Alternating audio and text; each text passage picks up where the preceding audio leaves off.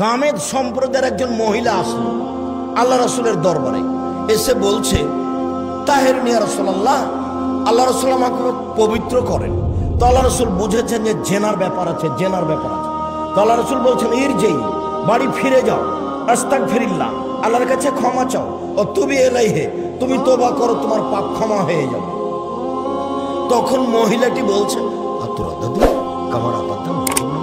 ও মাজিবুল মালিকের বিচার না করে যেভাবে ফিরিয়ে দিয়েছিলেন সেভাবে আপনি আমাকে ফিরিয়ে দিতে চাচ্ছেন?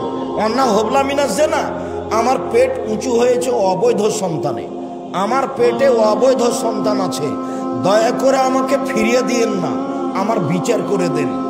তখন আল্লাহ রাসূল বলছেন ইরজি হাত্তা তালেদি, বাড়ি চলে যাও, যেদিন বাচ্চা হবে সেদিন আসে বিচার করে দেব।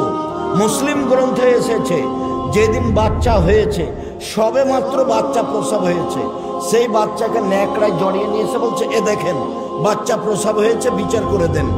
দৃশ্য দেখে আল্লাহ রাসূল বলছেন শোনো, ইরজি, বাড়ি ফিরে যাও, ফারদিহে, বাচ্চাকে দুধ খাওয়াও, হাত্তা তাবতামিহে, বাচ্চা যেদিন দুধ ছেড়ে দিবে সেদিন এসে বিচার করে দিব। মহিলা বাচ্চা নিয়ে চলে গেল, 2 বছর বাচ্চাকে দুধ খাওয়ালো, 2 বছর পরে বাচ্চাকে নিয়ে বিচারালয়ে উপস্থিত। তখন বাচ্চার হাতে এক টুকরা রুটি রয়েছে, রুটি প্রমাণ করে বাচ্চা খাদ্য খেতে পারে। বাচ্চাটাকে একজন মুসলমানদের হাতে আল্লাহ রাসূল দিলেন, দিয়ে বললেন ইযহাবু বিহা, সঙ্গী সাথী তোমরা একে মাঠে নিয়ে যাও, মাঠে নিয়ে একটা গর্ত খোঁড়ো, গর্ত খুঁড়ে বুক পর্যন্ত পুঁতে দাও, ফারজিমুহা, এরপর চতুর্দিক থেকে ইট ঢেল পাথর মেরে মেরে তাকে দুনিয়া থেকে বিদায় করো। সাহাবীগণ বলছেন আমরা তাকে মাঠে নিয়ে গেলাম, গর্ত খুঁড়লাম, গর্ত খুঁড়ে বুক পর্যন্ত মাটিতে পুঁতে দিলাম, চতুর্দিক থেকে ইট ঢেল পাথর মারতে লাগলাম। খালিদ ইবনে ওয়ালিদ বলছেন একটা পাথর আমি তার মুখের উপরে মারলাম, ফাতানা জাহান্নাম আলা ওয়াজহি খালিদ, পাথরটা মুখে লেগে মুখটা ফেটে রক্ত ছিটে খালিদের গায়ে লাগলো। ফাসাবাহা, খালিদ তাকে গালি দিয়ে বলছিলেন ছি ছি ছি ছি ছি ছি, একজন জেনাকারিনীর মহিলার গায়ে রক্ত আমার গায়ে লাগলো, এই বলে খালিদ রাদিয়াল্লাহু তাআলাকে গালি দিলেন।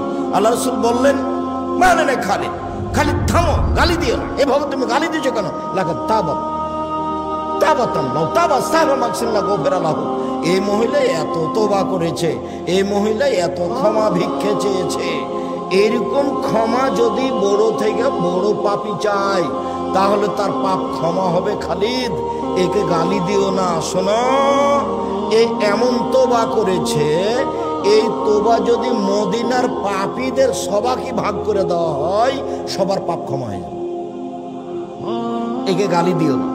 হাদিস তো বুখারী মুসলিম। বোঝা গেল মহিলার পাপ ক্ষমা হয়ে গেছে।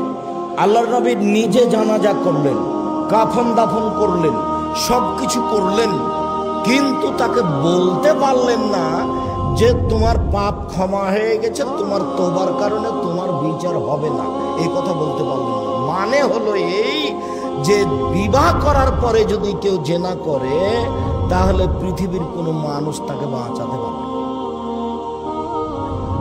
আমি যদি বুঝাতে না পারি অক্ষম ছেলে, ওই যে বাইরে কে গল্প করছে কথা বলছে আমি শুনতে পাই, তোমরা তোমরা পাহারা দাও, তোমরা চাঁদ পাড়ার বাসপুর জগন্নাথপুরের ছেলে তোমরা কি দুর্বল নাকি?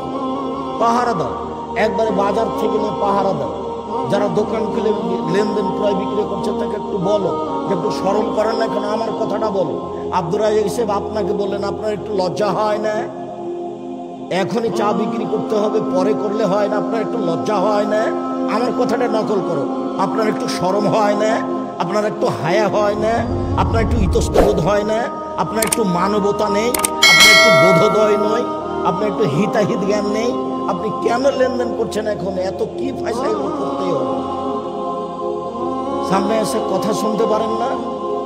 এ কথা গিয়ে বলো,